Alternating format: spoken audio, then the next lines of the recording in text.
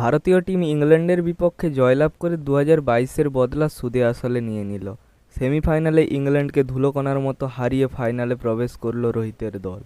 এই ম্যাচে ভারতীয় টিমের ক্যাপ্টেন ও অন্যান্য প্লেয়াররা এমন এমন রেকর্ড তৈরি করেছে যা ভাঙা অসম্ভব।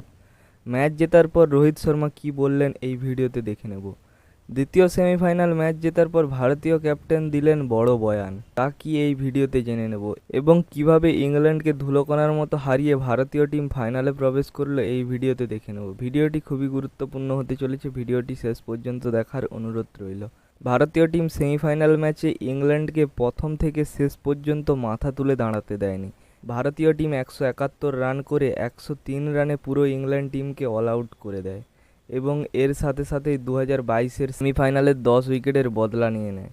এই ম্যাচে রোহিত শর্মা বললেন যে আমার টিমের ব্যাটিং এবং বোলাররা দুর্দান্ত পারফরমেন্স করেছে, আমি এই ম্যাচের পর খুবই খুশি। তিনি বললেন যে এই টিম 2022-এর টি-20 বিশ্বকাপ টিম নয়, এটা 2024-এর খতরনাক টিম। এই টিম যে কোনো টিমকে সমস্যায় ফেলতে পারে। এখনও পর্যন্ত টি-20 বিশ্বকাপ 2024-এ একটিও ম্যাচ ভারতীয় টিম হারেনি। 7 ম্যাচে জয়লাভ করেছে। যেই ম্যাচের জন্য ফ্যান্সরা অপেক্ষায় ছিল সেই ম্যাচ গুয়ানার ক্রিকেট স্টেডিয়ামে দেখতে পাওয়া গেল। ইংল্যান্ড টিম টস জিতে ভারতকে প্রথম ব্যাট করার সিদ্ধান্ত দেয় এবং ভারতীয় টিমের ক্যাপ্টেন ও বিরাট কোহলি ওপেন করতে এসে বিরাট কোহলি একটি 6-এর পর আউট হয়ে যায় এবং তার পাশাপাশি ঋষভ পন্ত তাড়াতাড়ি আউট হয়ে যায় এবং তারপর রোহিত শর্মা ও সূর্যকুমার দুজনে মিলে 73 রানের একটি দুর্দান্ত পার্টনারশিপ তৈরি করেন। রোহিত শর্মা অস্ট্রেলিয়ার ম্যাচের পর থেকে দুর্দান্ত ফর্মে রয়েছে।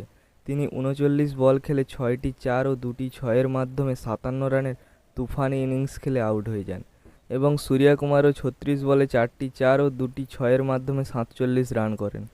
ভারতীয় টিমের সমস্ত প্লেয়াররাই দুর্দান্ত পারফরমেন্স করেছে। হার্দিকের 13 বলে 23 রান ও জাদেজার তাবড়তোড় 9 বলে 17 রান ও অক্ষর প্যাটেলের 10 রানের মাধ্যমে ভারত 171 রান করে 7 উইকেটের বিনিময়ে এবং ইংল্যান্ড টিমকে 172 রানের টার্গেট দেয়। যেই পিচে খেলা হচ্ছিল সেখানে 3 দিন ধরে বৃষ্টি হচ্ছিল, পিচের অবস্থা খুবই খারাপ ছিল। সেই পিচে 171 রান মানে অনেক রান ছিল ভারতীয় টিমের জন্য। সেই রান চেস করতে এসে জস বাটলার 15 বলে 23 রানের তুফানি ইনিংস খেলে আউট হয়ে যান। সল্ট থেকে শুরু করে মঈন আলী, জনি ব্যারিস্টো কারোরই ব্যাট থেকে রান দেখতে পাওয়া যাচ্ছিল না। ভারতীয় টিম 49 রান দিয়ে 8 ওভারে 5টি দুর্দান্ত উইকেট তুলে নেয় এবং হ্যারি ব্রুকের 25 রান ও শেষে জোফরা আর্চারের 21 রানও ইংল্যান্ড টিমকে রক্ষা করতে পারেনি। বুমরার 2 উইকেট ও অক্ষর প্যাটেলের দুর্দান্ত বড় 3 উইকেট ও কুলদীপ যাদবের 3 উইকেটের বিনিময়ে ইংল্যান্ড 16.4 ওভারে 103 রান করে পুরো ইংল্যান্ড টিম অল আউট হয়ে যায়। এই ম্যাচের জন্য অক্ষর প্যাটেলকে ম্যান অফ দ্য ম্যাচ ঘোষণা করা হয়।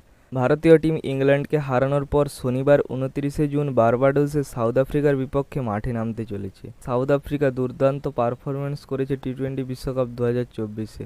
সাউথ আফ্রিকার বিপক্ষে ফাইনাল ম্যাচের জন্য ভারতীয় টিম রওনা দিয়ে দিয়েছে। ছিল আজকের আপডেট। পরবর্তী আপডেটের জন্য চোখ রাখুন ক্রিকেট বাংলা ধামাল ইউটিউব চ্যানেলে। ধন্যবাদ সবাইকে।